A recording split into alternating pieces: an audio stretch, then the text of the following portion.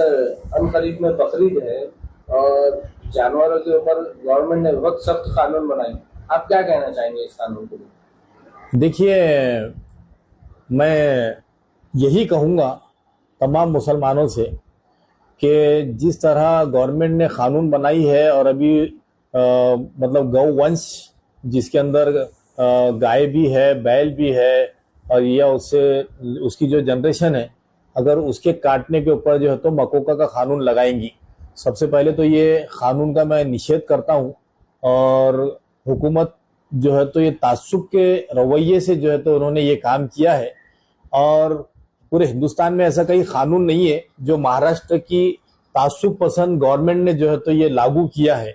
मैं समझता हूँ कि गोवा के अंदर जहाँ भाजपा की सरकार होती है वहां पर गाय काटना, गाय खाना, सारी चीजें इन लोगों को चलती है। दूसरे ऐसे कई स्टेट्स है हिंदुस्तान के अंदर जहां पर कि जो है तो गौ वंश जो है तो काट सकते हैं, खा सकते हैं। और यहाँ पर महाराष्ट्र के अंदर पता नहीं क्यों इतनी मोहब्बत इन लोगों को फूट पड़ी है बैल से, बैल के बच्चों से, कि ये लोग जो है तो कोई नाकारा जानवर है जो खेती के काम का भी नहीं होता है और वो शेतकरी के ऊपर बोझ होता है। तो वैसे जानवर शेतकरी लाकर जो है तो बाजार में बेचता है, 2 पैसे कमाता है और उससे उसका घर भी चलता है। तो खैर, मेरा यही अपील रहेगी तमाम मुसलमानों से खास तौर पे कि एक बैल या गाय या कोई भी जानवर हो गौ वंश का जो आता है, मेहरबानी करके ना खरीदें। क्यों ना खरीदें? क्योंकि खरीद रहे हम हजारों रुपए देकर, लाखों रुपए देकर, करोड़ों रुपए का बिजनेस हो रहा है। मजा हो रही है उन शेतकरियों की जो लाकर आपको बेच रहे हैं। जब तक उनको पुलिस है तो प्रोटेक्ट करके जो है तो बेचने के लिए आजादी दे रही है। जैसे ही आप खरीद रहे हैं वहीं से हम जो है तो चोर साबित हो रहे हैं। हम जानवर को छुपा कर घर लेके जा रहे हैं, छुपा कर बांध रहे हैं। कोई मुखबिर आकर जो तो मुखबरी कर रहा है, उसके बाद में पुलिस आकर गाय को उठा, जानवर को उठा रही है, बैल है या जो भी है, जो भी गौवंश के अंदर जो जो जानवर आते हैं। उसके बाद आप हाथ पैर जोड़कर पुलिस स्टेशन में खड़े रहना है, फिर उसके बाद में लाखों रुपए रिश्वत देना है, उसके बाद अपनी जान बचाना है। तो क्यों हम लोग ऐसा करेंगे? हम लोग जो है तो बिल्कुल भी किसी का रुपये का भी फायदा नहीं करेंगे, ना वो बेचने वालों का करेंगे, ना किसी डिपार्टमेंट के किसी लोगों का करेंगे। हमने सीधे सीधे जाके बकरों की खरीदी करना चाहिए, बकरा काटना चाहिए। अगर जो है तो बकरे की कुर्बानी देकर, भले ही उसका कम गोश्त हो, कुछ भी हो, लेकिन हमने एक भी बड़ा जानवर जो है तो लाना नहीं है, खरीदना नहीं चाहिए।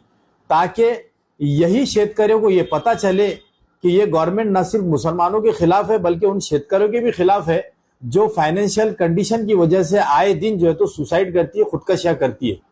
तो ये लोगों का जो है तो इनके ऊपर, गवर्नमेंट के ऊपर एक प्रेशर जाना चाहिए, एक दबाव जाना चाहिए कि आप लोग किस हद तक गिर रहे हो कि शेतकरी खुदकशी कर रहा है लेकिन उसको जानवर बेचने नहीं दिया जा रहा है। जानवर, ऐसे जानवर जो ना खेती के काम के हैं, ना दूध देने के काम के हैं, ना किसी और काम के हैं, इसीलिए वो लोग लाकर उसको बेचते हैं।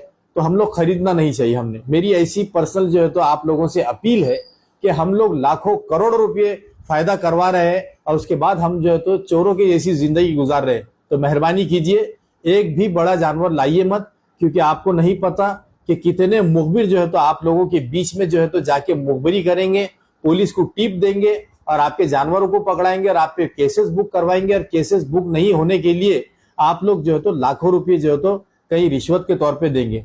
तो हम लोग, हमारी ईद जो है तो अल्लाह हमारी नियतों को जानता है। हमारी नियत कुर्बानी की हो, इस्तेतात नहीं है तो हम बिल्कुल कुर्बानी ना करें। इस्तेतात हो तो बकरा या आप जो है तो जो पाड़ा वगैरह जो बोलते हैं, जो भैंस की जनरेशन से आता है, अगर बहुत ही अगर जरूरी है, बड़ा हिस्से डालना है, तो वो जानवर लाके आप कुर्बानी कर सकते हैं। मैं ऐसी अपील करता हूं आप लोगों से कि आप इस बारी को गौ वंश जो है तो बिल्कुल ना खरीदे, ताकि शेतकरियों ने ये समझना चाहिए कि ये गवर्नमेंट मुसलमानों के और शेतकरियों के खिलाफ है।